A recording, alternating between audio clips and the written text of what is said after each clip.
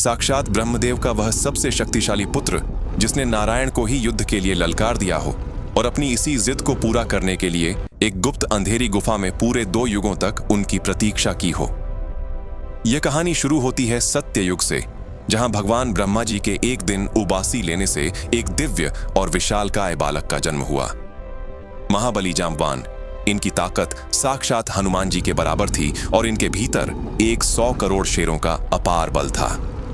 इनकी गति और पूर्ति का अंदाजा आप इस बात से लगा सकते हैं जब भगवान विष्णु ने वामन अवतार लेकर अपना शरीर पूरे ब्रह्मांड जितना विशाल कर लिया था।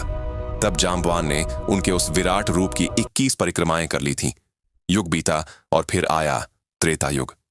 जांबवान जी ने राम की सेना का साथ दिया और पूरे रामायण युद्ध में स्वयं नारायण के अलावा किसी में जांबवान को हराने का बल नहीं था। वही परम ज्ञानी जांबवान थे जिन्होंने सीता माता की खोज के समय समुद्र तट पर निराश बैठे हनुमान जी को उनकी भूली हुई अनंत शक्तियों की याद दिलाई थी। लेकिन रावण के वध और लंका युद्ध की समाप्ति के बाद जांबवान ने साक्षात प्रभु श्री राम को ही युद्ध की चुनौती दे दी।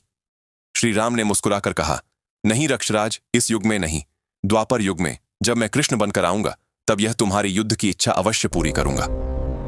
प्रभु का यह वचन पाकर महाबली जांबवान वर्तमान गुजरात के पोरबंदर राणावाव में स्थित इसी रक्षबिल गुफा में चले गए और अपने युद्ध की जिद पूरी करने के लिए युगों तक अपने प्रभु का इंतजार किया।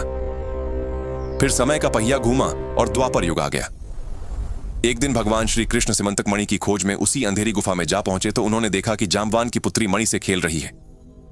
जैसे ही कृष्ण ने मणि लेने की कोशिश की, गुस्से में आकर जांबवान जी ने श्री कृष्ण को युद्ध के लिए ललकार दिया और फिर शुरू हुआ इतिहास का सबसे प्रलयंकारी टकराव। पूरे 28 दिन तक ऐसा खूंखार मल्लयुद्ध चला जिसकी भयंकर टक्कर से गुफा की चट्टानें चूर चूर होने लगीं। लेकिन जब 28वें दिन जांबवान का विशाल शरीर पसीने से लथपथ होकर टूटने लगा, उनका पूरा शरीर चीख चीख कर कह रहा था कि पूरे ब्रह्मांड में साक्षात नारायण के अलावा किसी में, देव या दानव में इतना बल नहीं जो जांबवान को युद्ध में घुटने टेकने पर मजबूर कर दे। जैसे ही उन्होंने हांफते हुए सामने खड़े उस युवा की आंखों में झांका, उन्हें श्री कृष्ण के चेहरे पर धनुष बाण लिए साक्षात अपने प्रभु श्री राम की छवि नजर आई। जांबवान फूट फूट कर रोते हुए उनके चरणों में गिर पड़े और क्षमा मांगते हुए न केवल वह जादुई मणि सम्मान पूर्वक लौटा दी, बल्कि अपनी परम सुंदरी पुत्री जांबवती का विवाह श्री कृष्ण से कर दिया।